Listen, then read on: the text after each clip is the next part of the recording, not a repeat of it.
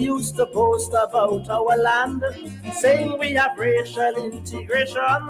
We told the world that our country is an example of love, peace, and racial harmony. But all that's now a fake. The country club issue made us wide awake. But that's a drop of water, my friend, in an ocean of discrimination. So please, won't you tell country club? And what must you tell them? Master, day, master. We want no racialism in our countries, no prejudice or color. Must divide in this land, must belong to everybody. So tell the Portuguese club to come on our island, to hell with Junction and Chinese Association. These lands only has room for us West Indians. We want no division. Master, day, master.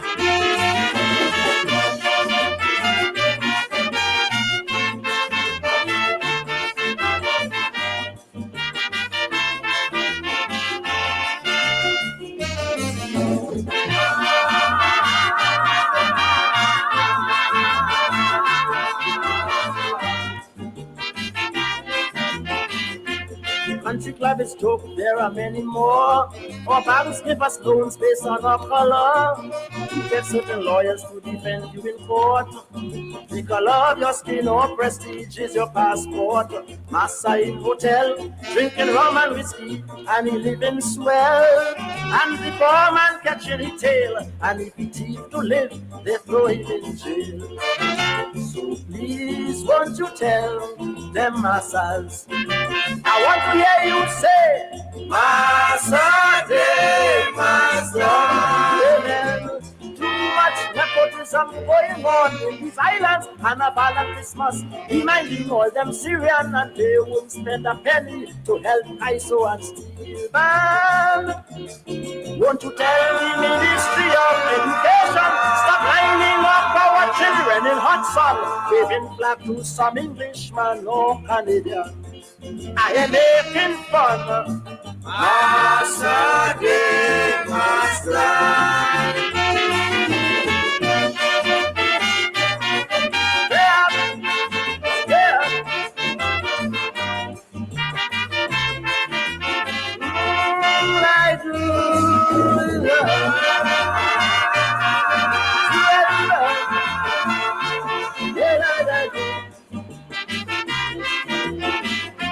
Let's face the facts, brother, look around. Some youths have jobs, others have none. To get a job, poor girls have to sin. While in most stores and banks, you see one race and same skin. Rich men getting away with cockfight churches, gambling on Harvest Day. And police in your tail whole day, if you only play wacky and living. So tell the police that's discrimination. And what is my message? Master, day, master.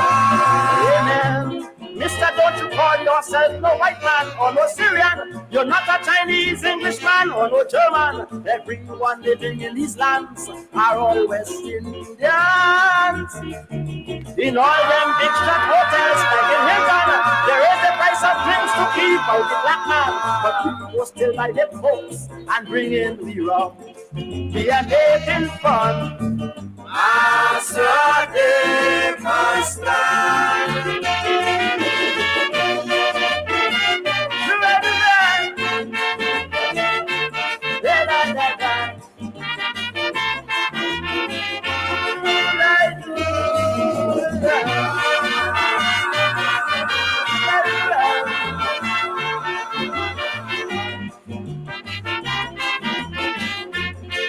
Governments in the Caribbean must now put a stop to all of this sin. It is time to stop massa. Everyone must be free to live and enjoy rights here. No more exploitation.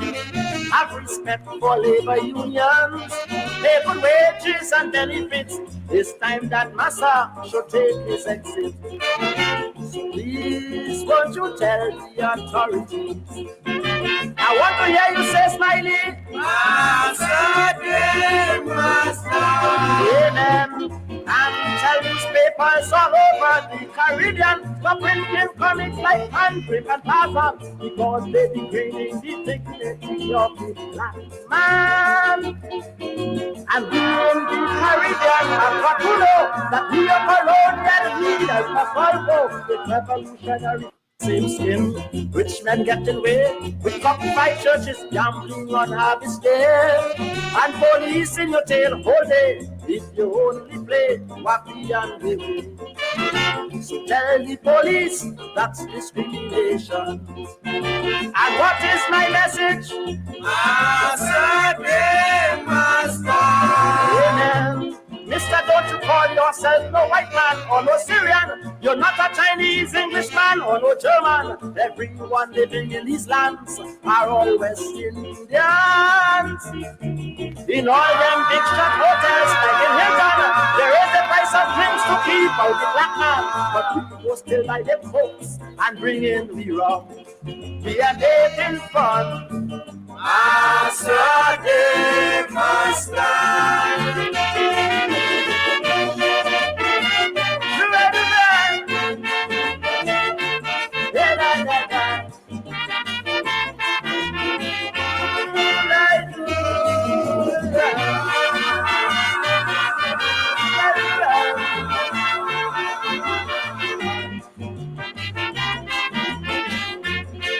Governments in the Caribbean must now put a stop to all of this sin.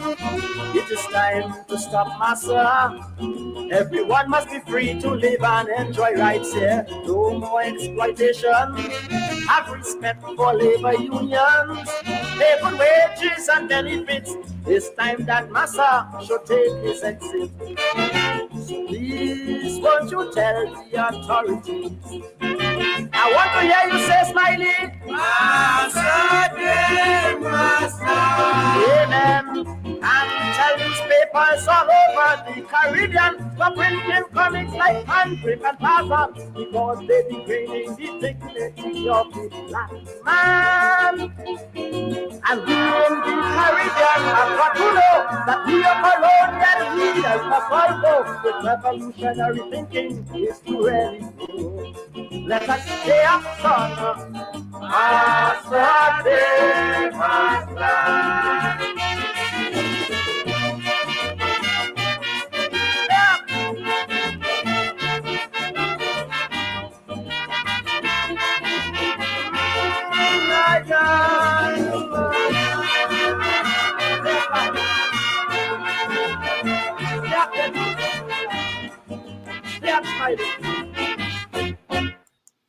Oh, yes, Massa Day must done. Massa Day must done. The use of Negro by the police officially has to go. Massa Day must done. In 2024, 58 years after independence, the police are still referring to black people as Negro men and women. That has to go. Massa Day must done. Massa is not just a physical person. Massa is a phenomenon. Massa is a representation of slavery, colonialism, indentureship. Massa Day must done.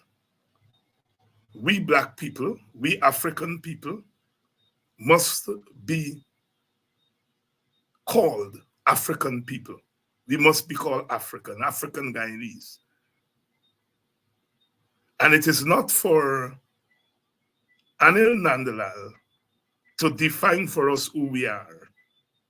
I will not define for East Indians who they should be and what they should not be. We are on record here as saying Arrival Day should be what the coalition wanted it to be, Indian Arrival Day, in recognition of our Indian brothers and sisters. And they should be Portuguese Arrival Day in recognition of our Portuguese brothers and sisters. And they should be Chinese Arrival Day in recognition of Chinese arrival. And emancipation must be African emancipation.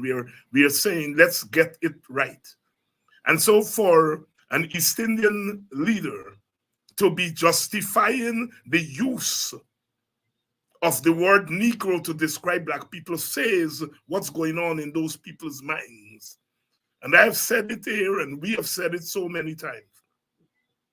Looking for an explanation as to why the present PPP leadership is behaving the way it's behaving. We don't have to try to manufacture and invent an explanation. The explanation is there. It's coming from a deep place. Nandalal has a sense of caste. He has a sense of caste. He called himself Chatri, that he's a warrior. In Hindi, that's what it is. In a certain caste. Nandalal's thinking is grounded in caste. And the African, the black person in the caste system is at the bottom, the untouchable, the Dalits. So when he says he sees nothing wrong, then he's trying to justify the use of the word Negro by police. It doesn't come from his mouth. It comes from somewhere deep within. That is his worldview of what skin color means. Because caste and race is about putting meaning to skin color. That's what it is. And so Masade must done. The use of Negro by the police must go. It must go. Nigel Hughes today wrote to the ERC asking them to deal with the matter. They wrote back to Nigel Hughes quite quickly to say that they are discussing the matter. The use of the word Negro must go. It is part of the contempt for the darkest among us. And we black people must not be complicit. We must not be complicit in our degradation. Good evening to all of you, wherever you're joining us from. Good evening. People have been telling me that Miss Vashti from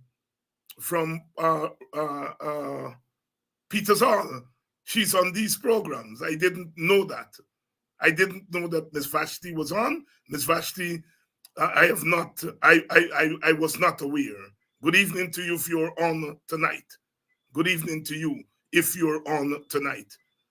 Good evening to all of you. Good night to all of you. Thank you all so much for standing with us, standing for yourselves. It's another day. It's another day in hell. But hell is and must be a transient place. It must not be permanent for us. Good evening and welcome to Politics 101 on a Friday night. We are doing it. We just today had the memorial service for Oscar Clark, former General Secretary and Cabinet member of the People's National Congress, but a real patriot. I had the pleasure of being there at a packed congregation at the St. George's Cathedral today. It was nice to see so many people who I've not seen in a long time. It was nice to run into brother Robert Corbin, who spoke at the memorial service.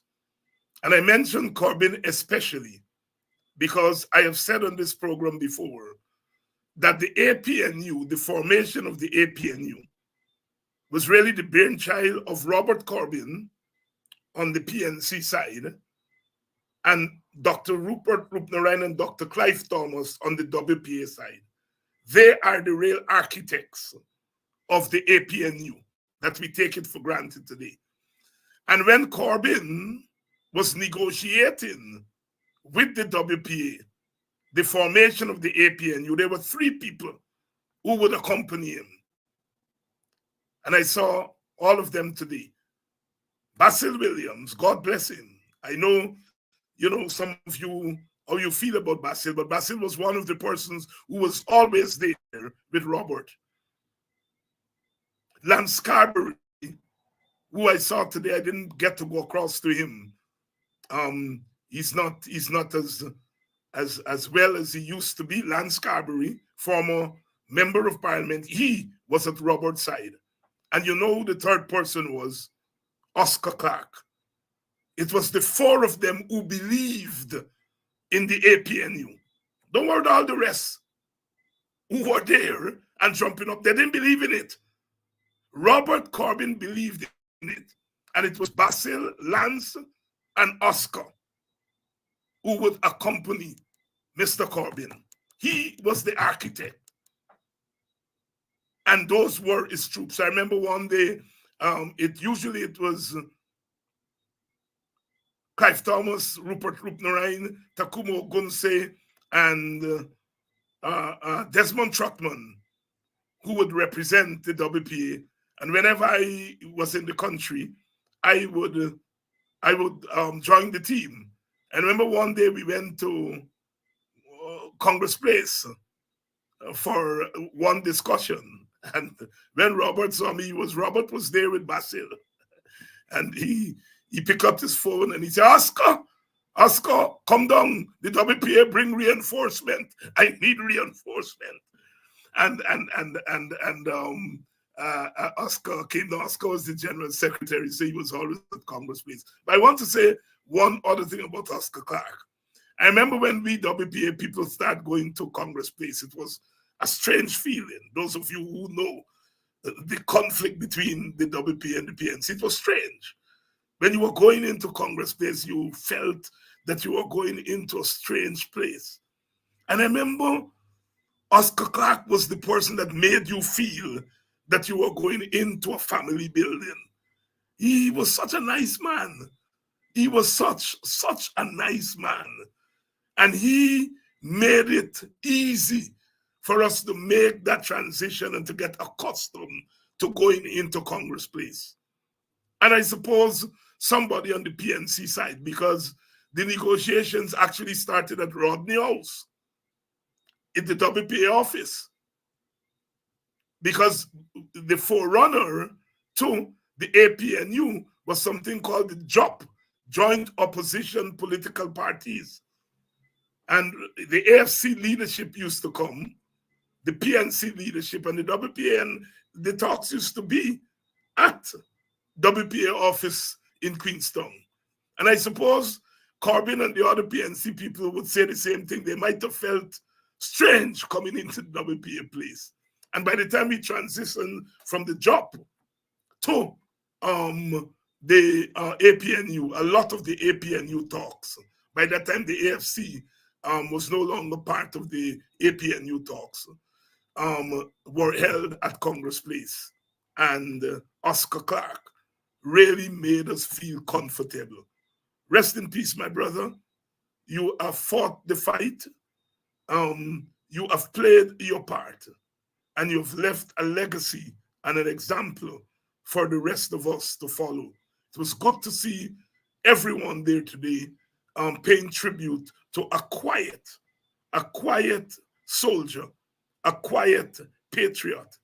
Oscar would always comment that, by you resemble me, you sure you're not me outside, son? Our relationship had gotten so close that we could share those light moments. Wonderful person. Like I said, it was good today to see Robert, and I call Robert Corbin's name all the time because I want to say publicly that I think at Robert Corbin being at the helm of, and this is no disrespect to those who were the head of the APNU AFC government, but if Robert Corbin had been at the helm of the APNU AFC coalition government, I think we would have been in power today. Because the big issue, if you talk to AFC leaders and you talk to WPA leaders and even PNC leaders, part of our problem when we had power was that we didn't manage the coalition properly. It was not managed properly. There were still those who believed that when we got power, it was the PNC power. the big party power, and they treated the AFC and the WPA like little boys.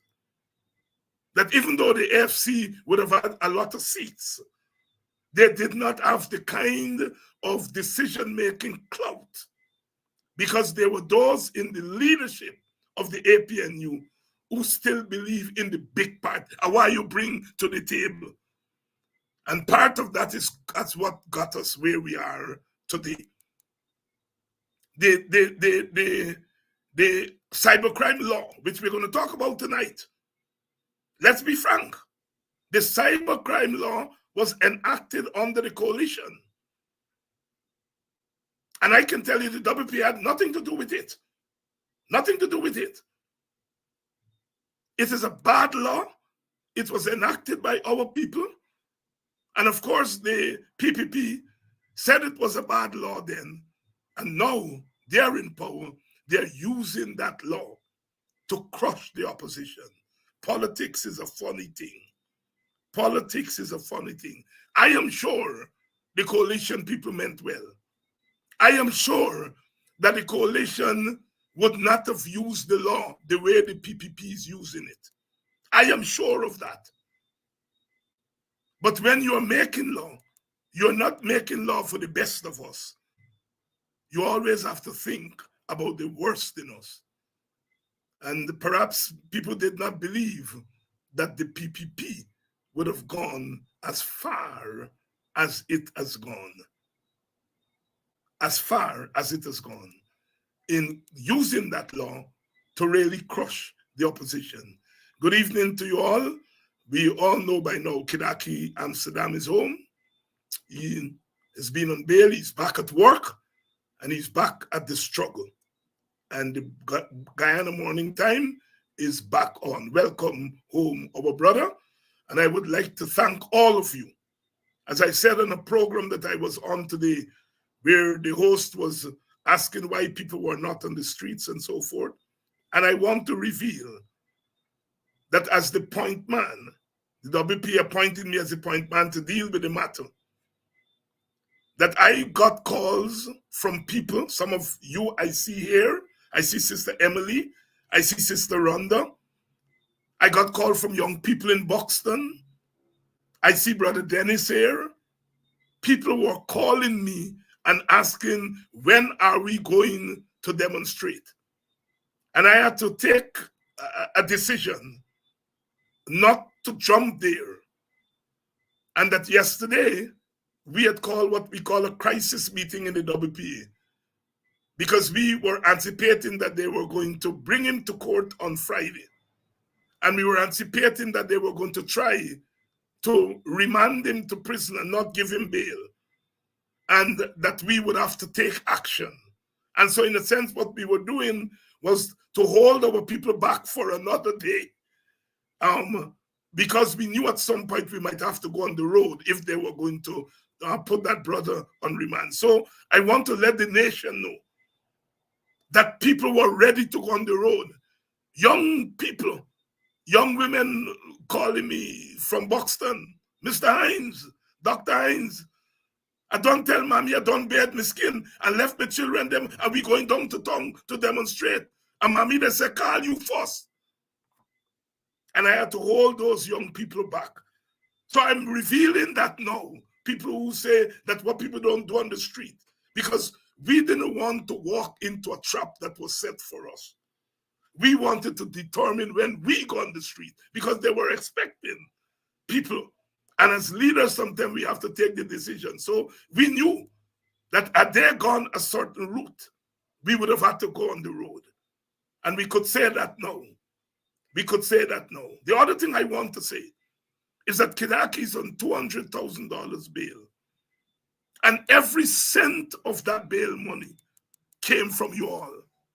It came from your $5, your $10, your $20, your $50, your $100, and some of you gave more. That every cent of that bail money came from you all. So when people are washing them out and say, Guyanese people, why you all do, I want to say that you all took charge of this situation and that you all were ready for the road. But we didn't want to be stupid. We want to be careful and not walk into their trap, because when we were ready to go on the road, we would have been going on our terms. So I just want to reveal those little pieces of information that was not revealed before. In fact, when I picked up Kidaki yesterday from after he was released and I dropped him home, they were waiting for me in the WPA, because the meeting should have started an hour and a half before. We didn't anticipate that he was going to take. So for those of you who thought that Kidaki got locked up and we weren't doing anything, I want to put that to rest. Put that to rest. Good evening and welcome to Politics 101. I love you all. I love you all unconditionally, not uncritically, unconditionally. Let me bring in my guest this evening, my friend, my brother, Dr. Adams. How are you, my brother? Oh, just well, not really good. I'm really saddened and sickened by the news of a few days ago coming out of Guyana about our brother Kedaki. I know, relatively speaking, we did get some good news yesterday that he was released, but it should sadden every single Guyanese and make every one of us sick as to what is going on in Guyana, and we need to put our full support behind this young man. But let me say, greetings to all of our, good listeners, and I too am elated and feel honored to have Ms. Vashni on as one of our listeners. I didn't know that either. She is obviously our heroine, and we hope that we can make her stronger. She's already a very, very strong woman, obviously, but we hope that the little help that we can give, especially being from afar, the words of encouragement that we can give her would make her stronger, because she is making us stronger by her actions on the front line and on the firing line, and she's willing to stand up even when it's by herself and fight the egregiousness of this government. So Ms. Vashni, we really appreciate your good work, and keep the fight. We are standing with you. But I'm glad to be here. The other thing, Dr. Hines, I can't let these things go by me without making a comment here. You mentioned Robert Corbin. He's another Yes. Christian born man. He's a Christian Yes. born man. So I'm glad that he was able to attend the funeral of Mr. Clark, who's one of our iconic figures in Guyana politics and PNCR politics, and so I would also like to extend my condolences to his family. Thank you very much, my brother. And like I said, it was so good to see people of all walks of life there today. And I would like to say thanks to all of those of you I was able to touch flesh with. Some of you I could only say hi, because there were so many people you wanted to touch base with as you were there, and I had to rush home to do a program with Brother Norman Brown, and so therefore it's never enough time to really touch flesh with everyone. But I want to say to some of you I did not get to go across to, that it was not a slight. It's those things happen when there's so many people, and some of you know how to do the thing, and we were able to do the selfies and so on that have become now part of the political culture and so forth. We are going to come back to the cybercrime law and Kedaki, my brother. But we want to start this evening, with what is taking place in your hometown. And I'm talking here about the flooding of Linden. And they're estimating that over 300 families were affected. And my brother, I always like to say politics is not just about elections and the party. Politics actually begin with people. And, the person who taught me 99% of what I know politically, Brother UC Kwayana, I remember small boys, he would teach us about the back dam and drainage and canals and so on. And you couldn't make sense at that time because in our heads, politics is politics, right? But as you grow older, you understood why Kwayana always insisted that we learn about things like drainage and agriculture and where the coca is and what time the coca does open, and if you get a flood there, why it got flood. And recently, the company Trench in Buxton that you must have heard about, because they say if you come from Buxton, you got to drink company water. It's the main artery there in our village. It went dry. And Kwayana was asking me, had I heard? I said, yes, I heard. And he was telling me why there's no water. And he's explaining to me. I called Kedaki, who, of course, was on the ground.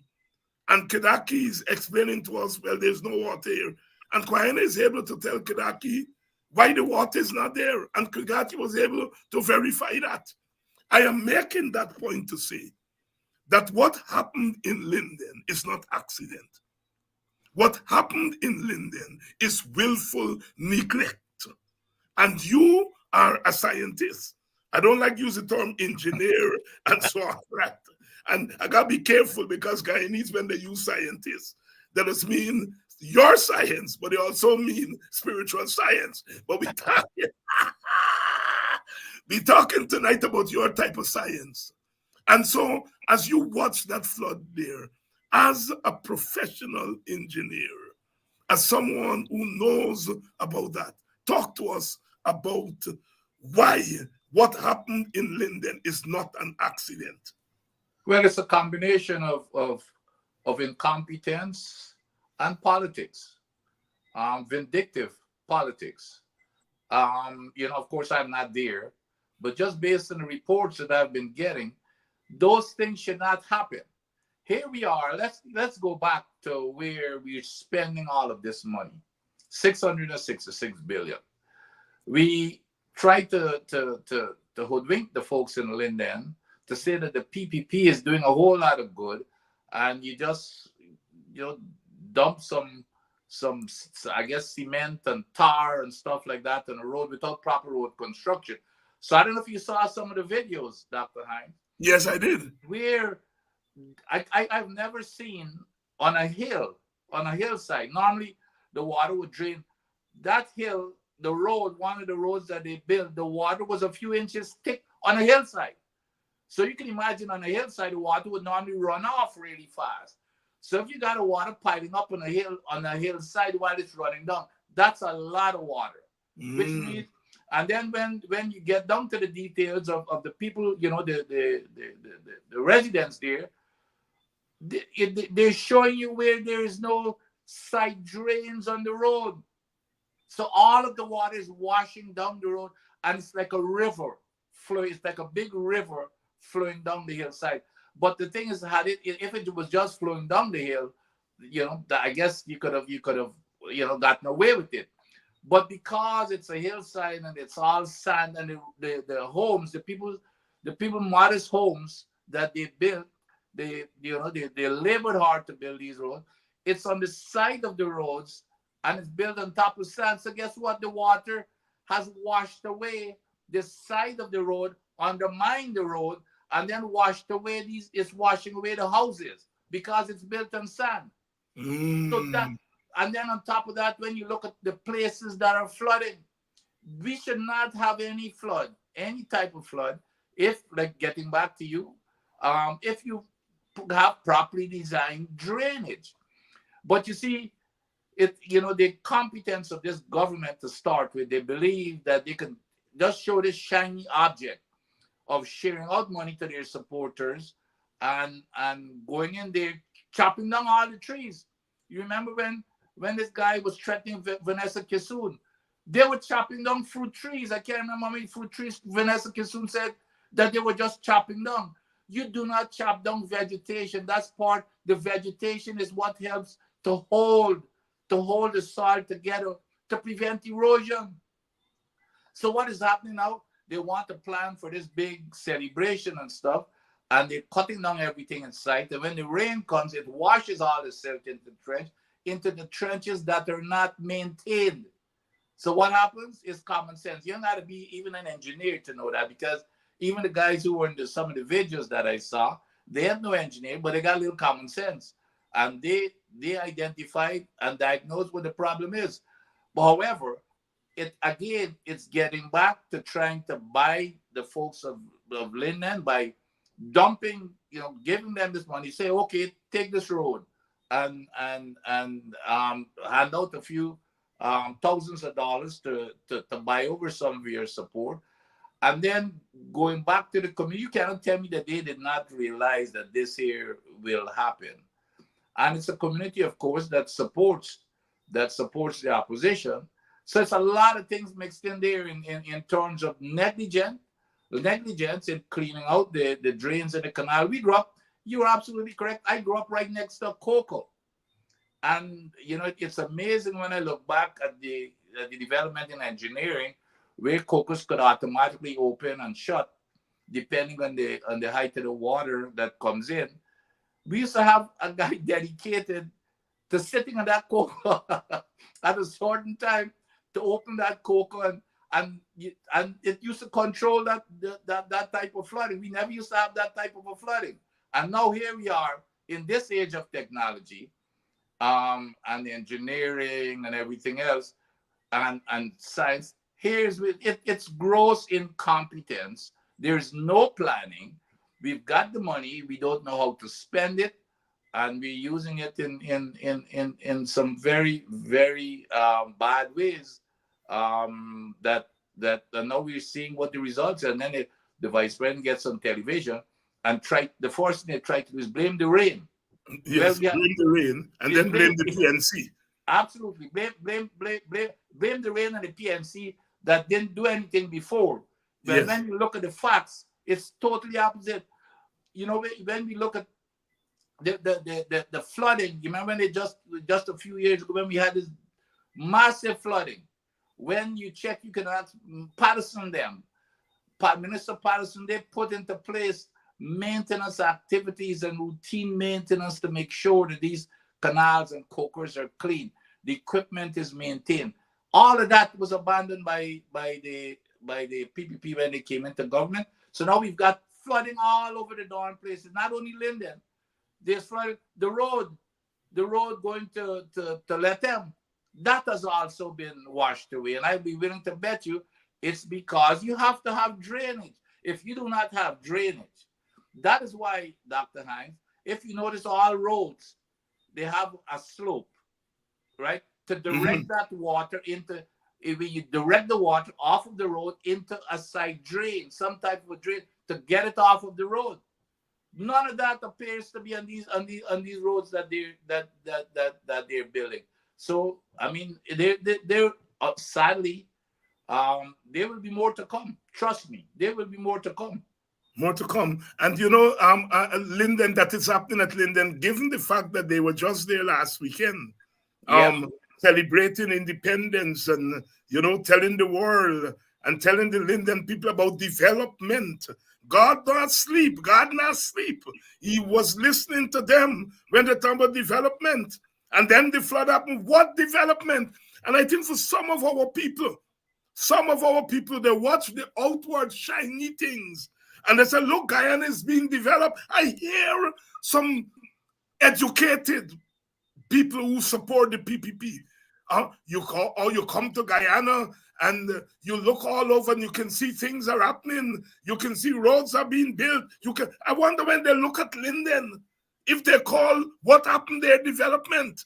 And so our people have to be very careful about these outward shiny things that they're calling development. In a sense, when you look at the flooding of Linden, to use Walter Rodney's term, is being underdeveloped, not developed.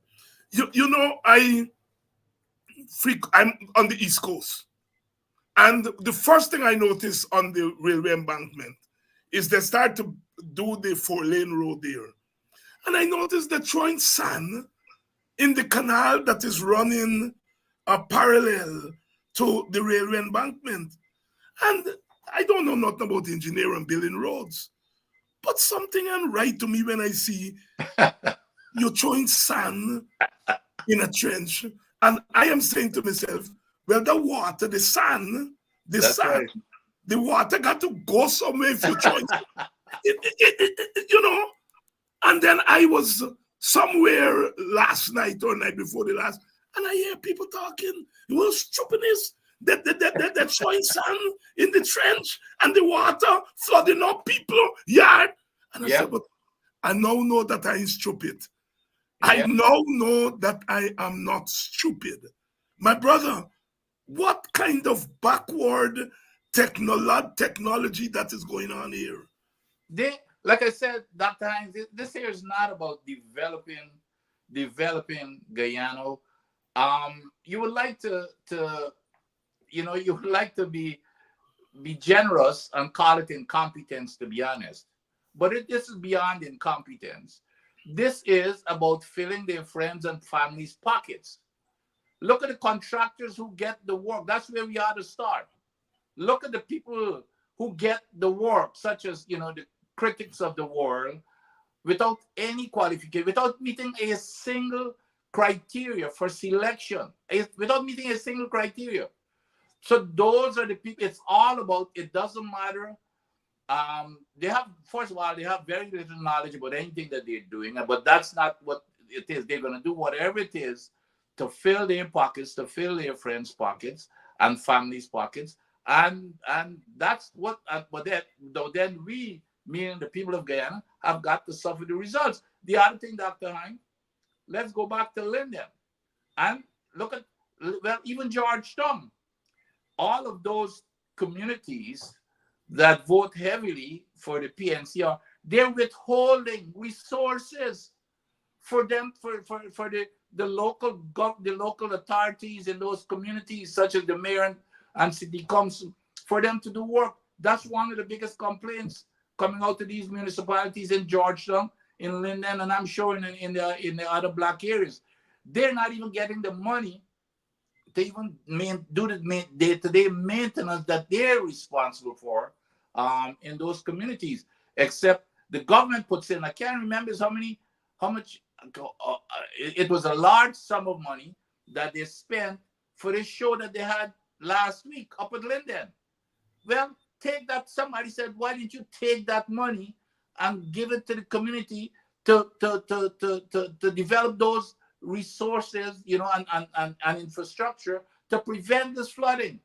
And if they've taken that money and invested into drainage and irrigation and those type of things, we would not have had a flood. But they had their big bash, hell, bringing like somebody said, like, I can't remember how many.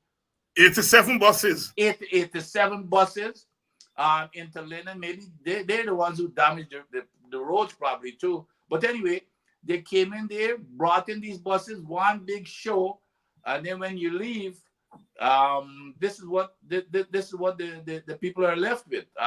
So that's what's happening in Linden. And then you're going to turn around now and blame the local folks in Linden who run the local authorities and stuff. That is their fault. Because if you notice, the one thing that you can say that this government is really consistent with, anything that anytime something happens, they blame everybody, even God. They blame for the rain. It's because of rain. It's God work. It's not the word. That's what we're dealing with. It's incompetence, and just a lot of times it's just callousness because they really don't care. It's not a case where it happens once and you would think, well, okay, we're going to learn our lesson.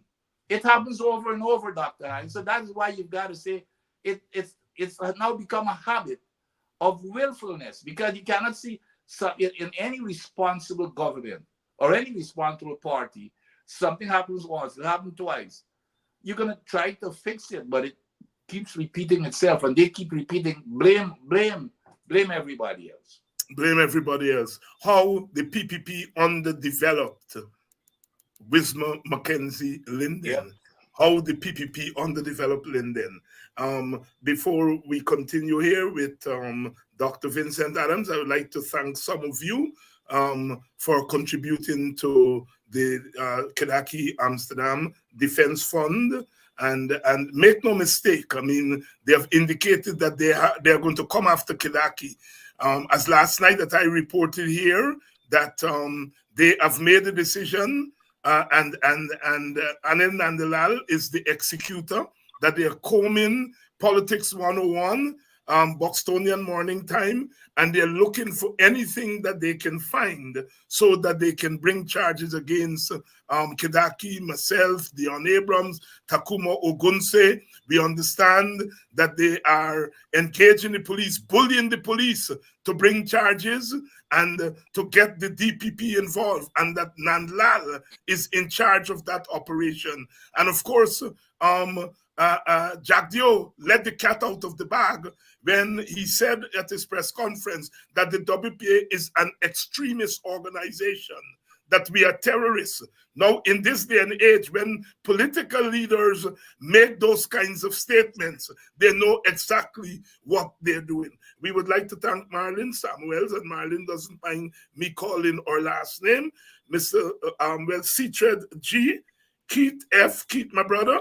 Stay up, stay up. Thank you very much for your contribution. Lynette D, thank you very much. Slater J, my countryman, thank you very much. Lloyd P, thank you very much. Himwati Panchan, thank you very much for your contribution. Himwati and Cheryl, thank you very much. Thank you very much, Jacqueline, for your Jacqueline P, for your contribution. Ainsley M, thank you very much. Mary H, thank you very much. Joan W, thank you very much for your contribution. There are others who I have to thank, and I will do so in the course of the program before we leave this evening. For those of you who are wondering how you can make your contribution, the information is on the screen. The WhatsApp, PayPal, Cash App, and the Zelle information is there. The phone number and the email address attached to the Zelle account. They're there on the screen, so you can make your contribution. Thank you very much. Like I said, this is boots on the ground. Every cent, that $200,000, $1,000 that they have put Kedaki on bail on, every cent of it was contributed by you on this program and the Bostonian Morning Time program. Big yourself up, because they always say that Guyanese people docile. This is not docility. This is activism. My brother, yeah, I was standing with Nigel Hughes at the Ramfeld police station. They'd removed Kedaki from CID, and they took him over to the station there. They were booking him. And the policeman was reading to him the accusation, and he referred to him as a Negro man, Negro male. And Nigel, in his quiet, measured, Nigel not a boisterous man, his quiet, measured way, he said, he's not a Negro. He's an African Guyanese. And he's not going to answer to anything that is referring to him as a Negro.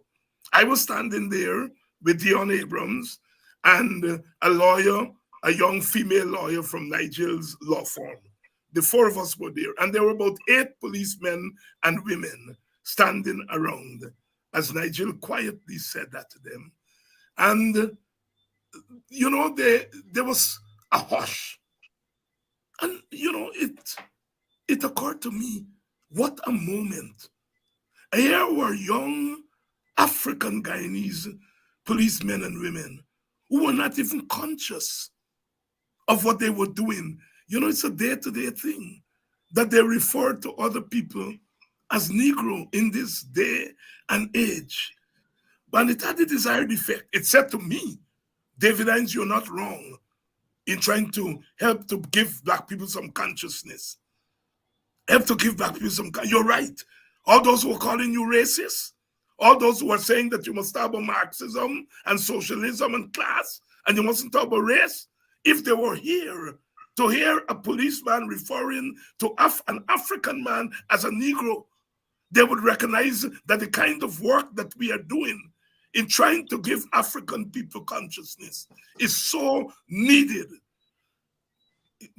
The rest is history. Nandalal, of course, opened his mouth as an Indian man trying to justify black people being called Negro. Those chaps are so insensitive. At the least Nandalal could do it as an Indian man is shut your mouth. But he felt that he had to justify why black people are being called Negroes. Nigel wrote to the ERC. The ERC wrote back today to say they're beginning the discussion.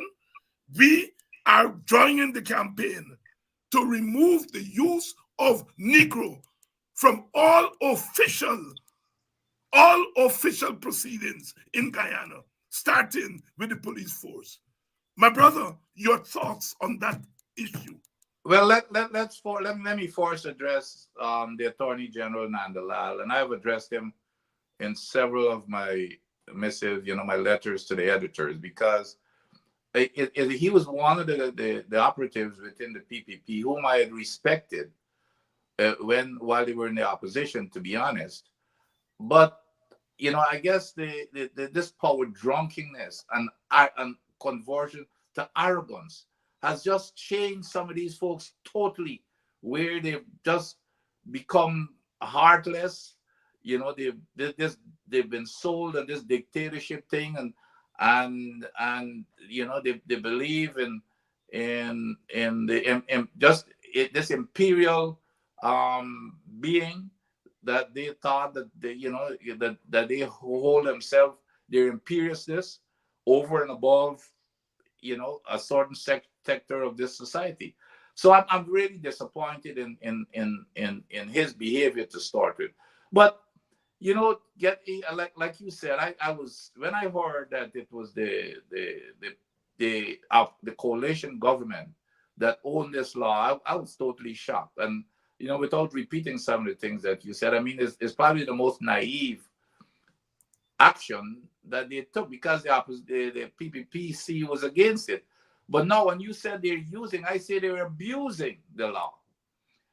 Because what you hear coming out from the coalition, well, we never expected. But you're in politics, so that's why I said it's naive. But this party, this government here, is abusing the law. Now, the way that I understand it, and you're on top of the details much better than I do, but what I heard in terms of the facts of this case, I don't think anybody in our society, whether you're PPPC or PNC, would understand why would this guy be hauled into jail for days and be punished in this way.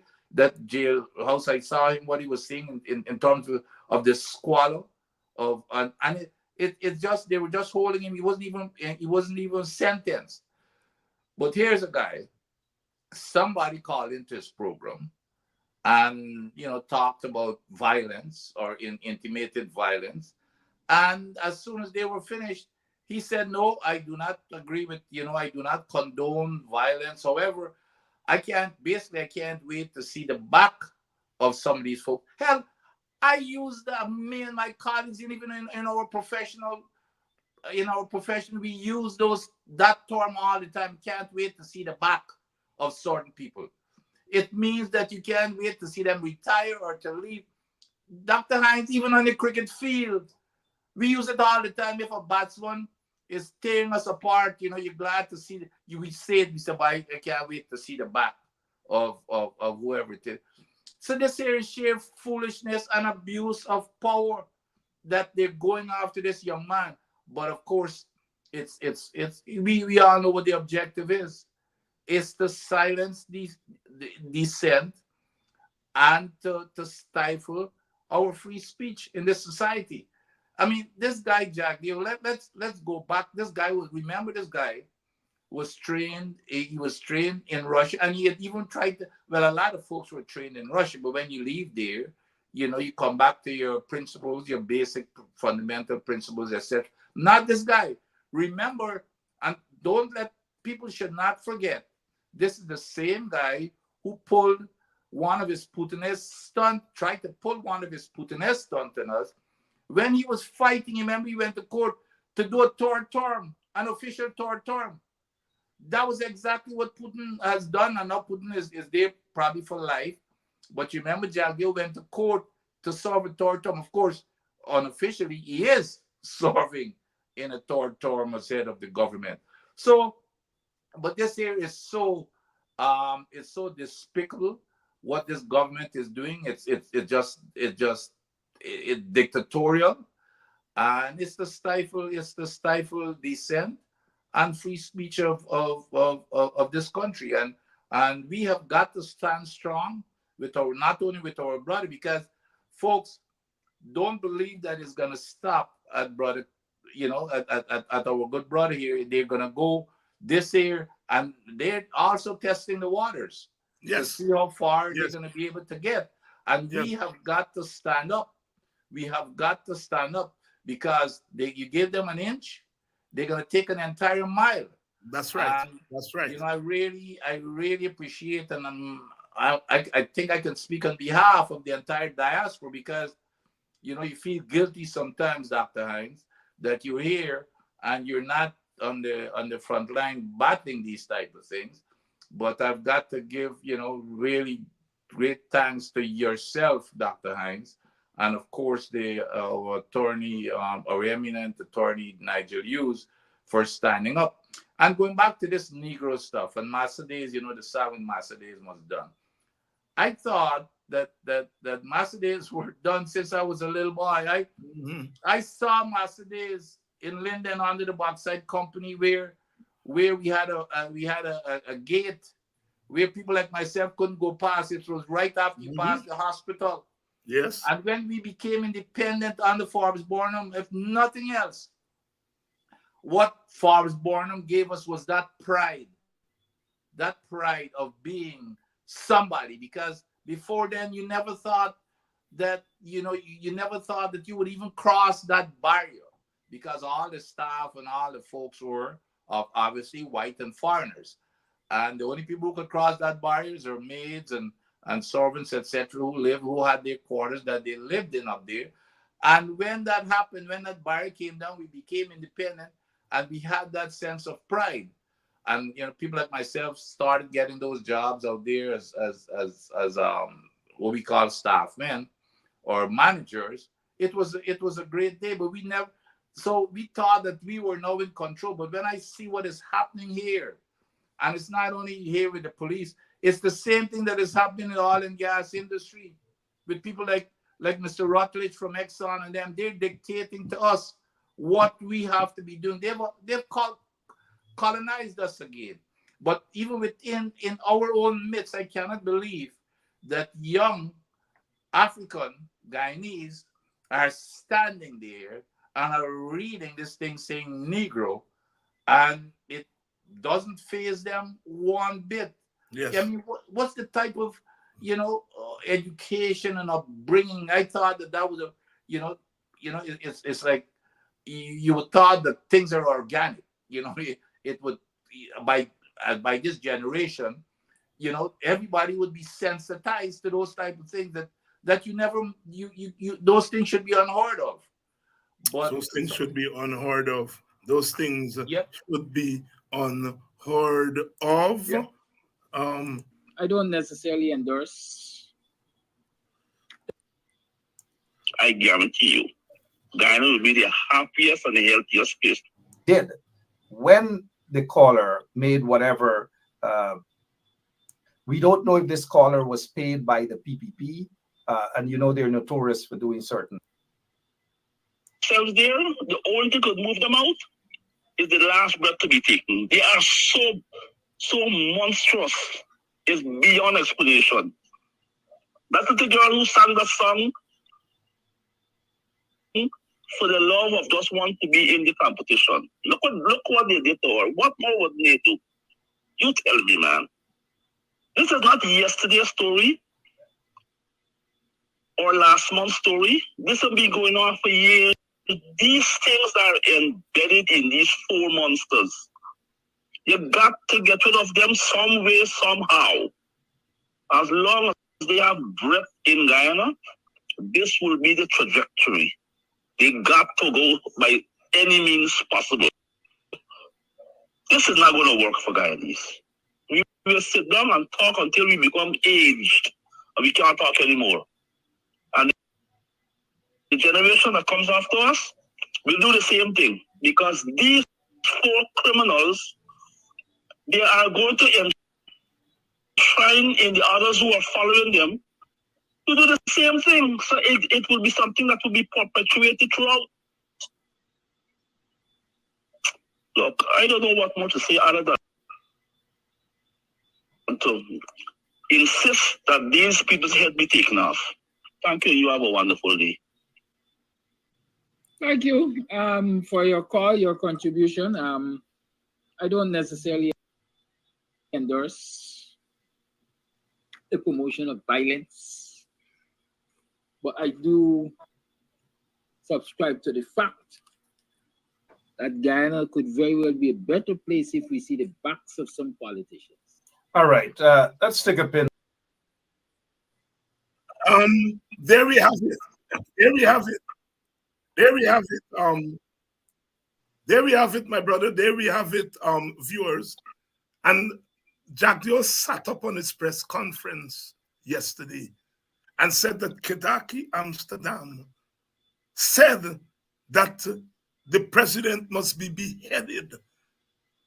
The president, I mean, if that is not libel, and it's more than libel, Yeah. you're criminalizing that gentleman. You're criminalizing Kedaki. No, Kedaki Amsterdam did not say that. A caller made this comment. Kedaki said there, I do not subscribe to the promotion of violence. The words never came out of Kedaki mouth. Yet Jack just sat up there and said that. Who is the one that is promoting violence? Because now suppose now East Indians take it upon themselves to see Kedaki and to say, Kedaki, you are promoting and saying to behead our leader. And they're now going to inflict violence on that man. Jack Dio would be responsible. And this is, the police put out that video. They stopped the video at the point when Kedaki is making the disclaimer.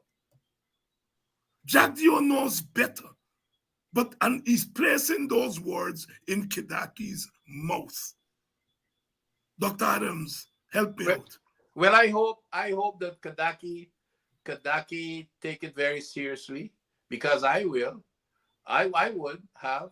I hope he take it very seriously, because that, to me, that is slanderous. It's defamatory in terms of even putting like you said, putting his life at risk. With some, there are all these kind of crazy people who might want to go and take revenge out to Kedaki. Now, let me,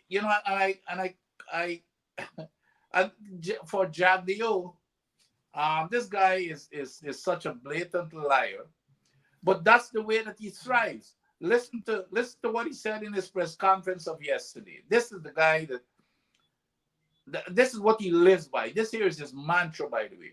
Listen to what this guy said. And if he's making this statement and he knows that he's lying, he believes in it. It says, if people tell you a lie and they repeat that lie enough, then many in our society will tend to believe that lie.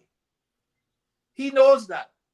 That's the reason why. So he's just, what he's doing, he's just reflecting exactly when he makes that statement. He knows that he's lying, which means that he believes in that statement. But this guy, I hope that our good friend Tadaki is taking this very seriously, and he should take legal action. That's a serious and dangerous um, um, accusation made by the president, by the vice president, putting those type of words into Tadaki's mouth.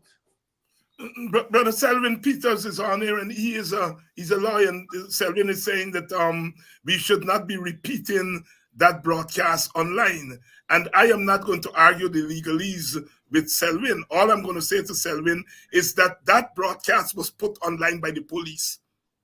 It is the police who first put that broadcast online, Selwyn. It's not me. It's not Kedaki. It's not Mark Bentrup. It is the police. We are basically playing it not to repeat what the caller said, but to clear the name of our brother. For the world to see that our brother said he did not endorse it. Selwyn, I'm not arguing law with you, but I want you to know two things. One, it is the police who put that broadcast online, made it public. Second, that we are not, and I think I hear what you're trying to get at, that we should not be repeating what the caller is saying. But we have to repeat what the caller is saying in order to repeat what Kedaki said. And sometimes we have to be even-handed with these things. I think I sense what you are saying from a legal standpoint. And I just want to say, we are not the ones who put it in the public sphere. And we are not repeating the broadcast to repeat what the caller said. We are repeating what the caller said in order to clear the name of our brother. Because it has repercussions. Brother Kedaki did not say that the president should be beheaded or anybody. So we just wanted to make that clear. And Dr. Hines, I think that the other benefit of making sure that the audience sees the entire video, especially when they tried they did not show the part where Kedaki says that, hey, you know what, I don't agree with violence and that type of stuff, and all we want to see is the back of these folks, which means that was deliberate. When you cut it off at the point of the caller, when the caller was finished, to me that's deliberate. So what I think, again, I'm not going to argue with the attorney there, but I think it gives the people the whole story rather than the piece that was released, where it would appear that if Kedaki was agreeing with him when he actually came back and clarified, hey, I don't agree with violence, and the only thing what I agree with, what I prefer is that to see the back of these people, which means just getting them out of office. So I think by you showing both sides, it gives the audience a better perspective. Yes. Adam Prasad is saying, Dr. Hines, it doesn't matter how it got online, the fact it got online. Adam, let me tell you something here tonight. Nothing gets me more mad than when people trying to make me a damn fool.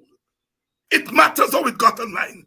The police put it online. If you are trying to indict me for playing something in the public sphere, and you are telling me it doesn't matter how it got there when the police got it, you're trying to make me a damn jackass. And it's one thing my auntie tell me: cuss me mother, cuss me father, but don't try to make me a fool. It matters who put it online.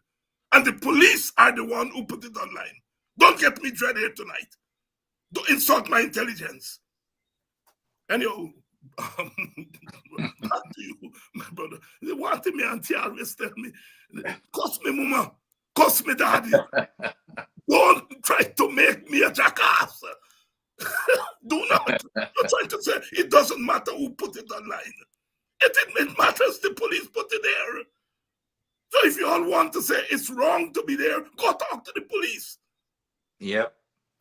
Yes. Dr. Adams, what's happening with oil and gas? We can't not talk about that. Well, I noticed here, a couple press conferences ago, the Guru Vice President Jack Deo, when he was cornered about this exceeding the safe operating limit, which is dangerous to Guyana and the Caribbean, The environmental impact assessment says it sets a safe operating limit. He has Exxon operating about 35% above that operating limit because of greed, in contrast to the coalition that followed the law, followed the regulation, followed the safety rules. They've decided to ratchet it up, and you're putting the entire country at risk. So here we have the EIA says there's a certain operating limit. He has Exxon operating at a certain, which means that he has Exxon violating the laws of this country. How could you have in the EIA? Well, then you don't need it. Why are you doing an EIA? If the EIA says one thing, but you're exceeding, especially when it comes to safety. So when he was confronted by the media and questioned about it, he said, well, I've been advised by the EPA and some of his other experts that it is technically okay. Well, that's absolute nonsense and another big lie that he's peddling, because EPA has not a single person with not even 1 hour of training in anything to do with petroleum, much less petroleum safety. When I was head of the EPA, I brought in a safety manager who worked in the United States. He wanted to come back home. He had, like, I think 20 years experience or something in safety working in the United States. We brought him home, and of course he was at the EPA as our safety manager.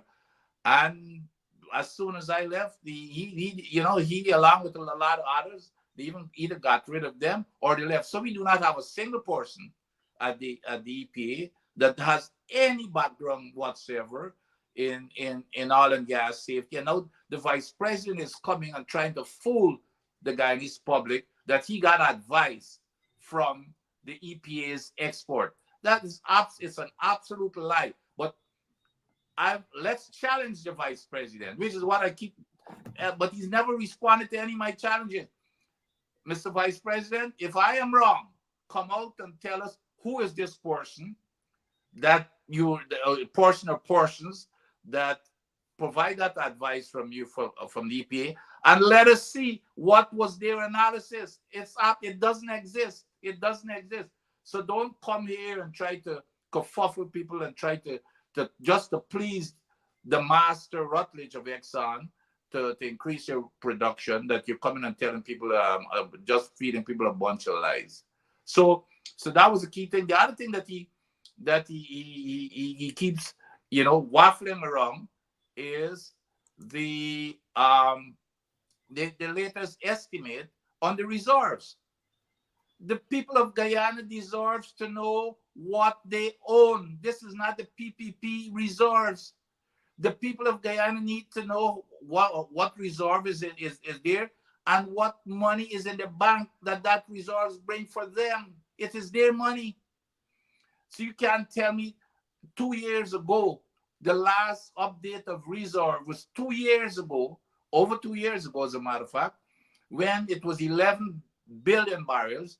And in those days, every time you get a new well, almost the very next day, they used to update you with these reserves. Since then, they've drilled, I think they've listed like about 20 new discoveries. Now, a discovery doesn't necessarily mean that you have additional reserve. But Exxon is clearing themselves because Exxon says, I'm providing the Guyana government every quarter with updates as to what the new reserves are. And the Guyana government, Jagger, is getting up every week and coming up with some stupid excuses. And so he owes the people the information to tell them, it's their information, to tell them what are those reserves, the updated reserves. One, you hear this guy, I can't remember the guy's name, that says his information told him that the last information he has is that it's 15 billion barrels. And of course, Jagdio is he's not denying the 15 barrels, but at the same time he's saying, well, we're getting these reports, but he's just waffling around stuff, and it doesn't make any sense. As incoherent, doesn't make any sense what he's saying. But that's the kind of thing that we're dealing with in Guyana, where the people own these reserves, they own the money behind those reserves, but the government is hiding this information from them. And the reason is because they don't want for people to question them about their own money. About their own money. Dr. Vincent Adams here tonight. And I just want to say, Brother Selvin, I consider a friend. And I am not questioning Selvin's wisdom. In fact, I think I understand what Selvin is saying when he's saying that tape should not be broadcasted. I'm just trying to say to Selvin that he must take into consideration that for the first thing, that the tape was put in the public domain by the police, that we did not put it in the public domain. In fact, the police put the tape in the public domain without the disclaimer by Kidaki. And we are only playing the tape, not to repeat what the caller said, but to fill in the gap that the police left out. Yeah. And also to clear the name of Kidaki that is being dragged through the mud by Jack Dio. I understand what Selvin is saying, and Adam, what you are saying, that the tape should not be played. I understand, but I'm asking you all to be contextual and not to make it look as though some or the other we are playing this tape in violation of something. The police put the tape in the public domain. As to the other point that you are making, whether Kidaki should have cut the caller off, I am not prepared to debate that now, because the matter is before the court. If the matter were not before the court, I would debate what you all are talking there. I am not prepared to debate that now, whether he should have cut the caller off or not cut the caller off. Leave that for the court. All right? So I am not questioning whatever legal wisdom you all are bringing to bear. But you all, I'm saying, please put it in context, lest you make people believe that we are being malicious by repeating this tape. We are not. The police are the one who put the broadcast in the public domain. And then they proceeded to malign Kedaki's name by saying it is Kedaki that says that the president and ministers should be beheaded.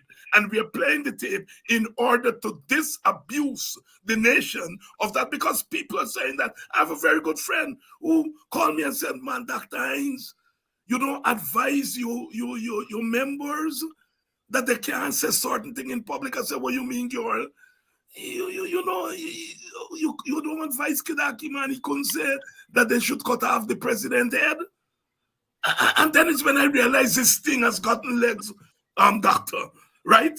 That, yes, people hear the vice president say it, and they believe it's true. And so it is important for us to play this broadcast to clear up, because anything can happen to our brother. Anything can happen to our brother. If people continue to believe that he actually said to go and cut off the head of the president. He did not say that. Whether he should have cut off the caller or not, I am prepared to wait for the court to deal with that. I am not prepared to debate that, because the matter is before the court. This is the last I'm saying on this matter. Selwyn and Adam, thank you all for your contribution, but please do not try to put the burden on me or anybody to do what is right when it's the police, according to your logic, who violated whatever you all are talking about by putting the thing in the public domain. It is the police who did it. And it is Jack Dio who put words in Kidaki mouth. And I cannot sit here and allow that to pass. My brother.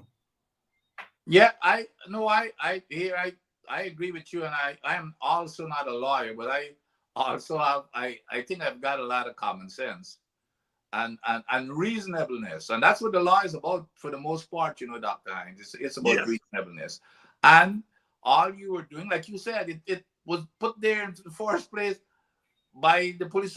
If anything is being violated, the police is in violation to start with. But what you're doing, you're putting the other side of the story that they left out. So you're telling the full and true story to clear this young man's name, because the impression out there is that this man said what the vice president claims that he said, which is libelous. So to me, from a common sense standpoint, and I can't see why that would be unreasonable for you to do something like that. Like again, it didn't originate from you. It came from the police who played it. All you're doing, you're just putting out there. Had it not been, if they had played the whole darn thing, I don't think that it would have been necessary for you to replay to replay it. There So you I go. don't see anything. I don't see anything wrong with what you did. There you go. Thank you very much, Vincent, Vincent D, Kenneth D. Thank you very much, Sandra G, June S, Clem T. Thank you very much, Denise Sint and Sharon E, for your contribution to the Kidaki Fund. I know there are others who I have to get to. I don't know whether I'll get to them before we leave tonight, but I would like to thank them in advance. And of course, if we don't get to thanking you all tonight, we'll do so at the next broadcast. Dr. Adams, your closing thoughts, anything that you badly want to say that I didn't get to ask you about? Well, of course, we've got another important problem with the teachers' strike. Yes. And that's the other thing, that it doesn't seem to be making progress. And that's the other thing where, I was on we were on, it was very encouraging, Dr. Hines, myself and Lincoln Lewis we had a panel yesterday discussion on Zoom, and very encouraging. We had over 400 and something teachers, and we were from there for 3 hours, from 4 till 7, and we gave our presentation, myself and Lincoln, and we had all kinds of questions, and so it was very, they really sucked it up, and but the one thing that we emphasize, and I think Lincoln is working on, is to make sure that these teachers are not by themselves. We send out a challenge to the other unions to join, because this government, which is what we emphasize, this government, again, they will continue to push it to the limit, and they understand that if the teachers are out there by themselves, they may want to go on forever, but let's say tomorrow the nurses come out, or all the public service workers come out, that strike will be over in a few days. Trust me. That's so right. we've got to get the joining of forces with these other unions, and our brother Lincoln is working on that. But the other thing is, so when we were done, of course, Minister Priya got on. I hadn't seen it because I'm not on those type of social media. She got on, I guess, our web page, and said, well, they're listening to 2 pensioners, which is me and Lincoln. First of all, that's, I know she used it in a derogatory manner. And if it's about age, I am proud to be at the age that I am at. And I think it's discriminatory, but it doesn't matter to them whether they discriminate or not. But, I would not discriminate by saying, by calling fat people and telling them how fat they are. Yes, yes. And so it's it could go both, but I would never say, well, how fat people are, because that would be discriminatory also. Yes. So I wear it as a badge of honor that I'm she, in terms of pension, because first of all, I do not collect a dime of pension from the government of Guyana. Not that there's anything bad about it. But why would you want to demean pensioners to be talking about pensioners in such a derogatory manner, but you can tell where they come from. They discriminate not only by race, but also by age and everything else. So I wonder what happens if we discriminate against fat people. What would happen? There you go. But when this is part of the PPP's modus operandi, when they cannot deal with you, yep, in terms of reasoning and intellectualism, they then resort to that kind of thing. And I said that about Jack Dio. Jack Dio, rather than try to jail Kidaki or jail me or jail whoever else, come and debate us on the issues. Yep. Come on, let's talk about policy. Don't, because you feel that you can call the police and tell them go jail Kedaki, or go jail David Hines, or jail. So you're going to do that. You're a coward. Because if you were not a coward, you would come and debate David Hines and debate Kedaki on the policies, on the issues. These people are not governors. They are all-time feudal rulers who believe that God has ordained them to trample upon other human beings. So they take the way, you're a pensioner. Huh? She will be a pensioner tomorrow. Yep. She will be a pensioner tomorrow. You know? So because you're old people, because we are old people, we have no more uses in society.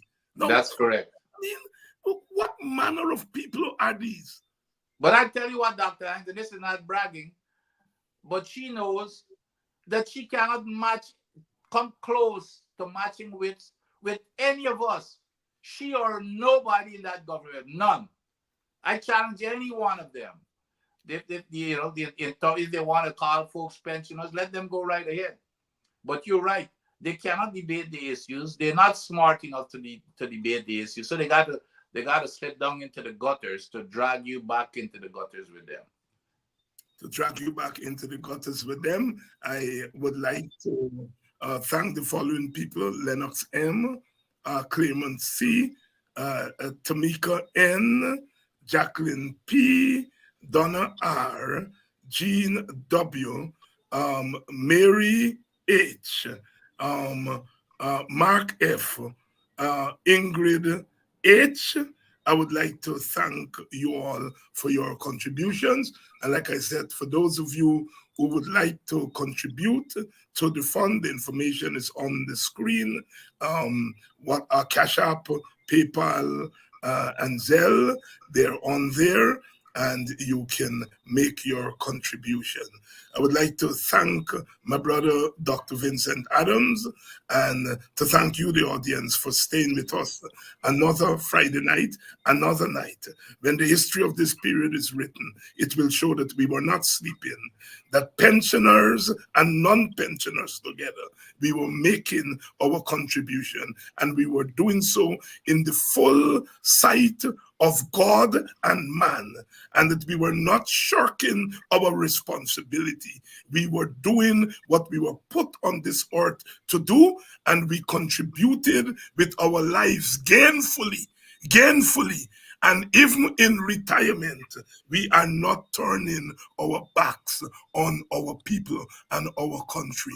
Dr. Adams, continue to witness for your people. You have already been blessed by the Almighty, and you will get more blessings, even as a pensioner.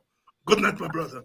Yes, and let me close by just saying it, and the reason why I'm obligated, I and you and others like myself, it's because it's those pensioners before us who held our hands and brought us here. This is our turn. But you see, the PPP government does not understand that. Don't understand that. Disrespectful people. Thank you, my brother. Hey, take care. I'm going to see you on Sunday. Yes. Yep. I'm going to see you on Sunday. It would be done by then. The day will be done by then. And we hope we will have good tidings to spread. It'll be better. But as you always tell us, in this T20 cricket game, all it takes is one bad over. Yeah, I know. Hey, all right, see you on Sunday. All right, take care. Right. And to your audience, thank you so much for staying with us. Thank you so much for believing in yourselves. And my brother Selvin and Adam, stay good and continue to come back to Politics 101. And I will see those of you who are cricket fans. We'll see you on Sunday night at 6 o'clock. The first game, West Indies versus Papua New Guinea at the stadium, should be finished by the time we come on air on Sunday night. We hope the weather holds up, and we hope our boys do what they are supposed to do. Rally round the West Indies, because we are what we are, and that's the way it's going to be. That's the way it's going to be.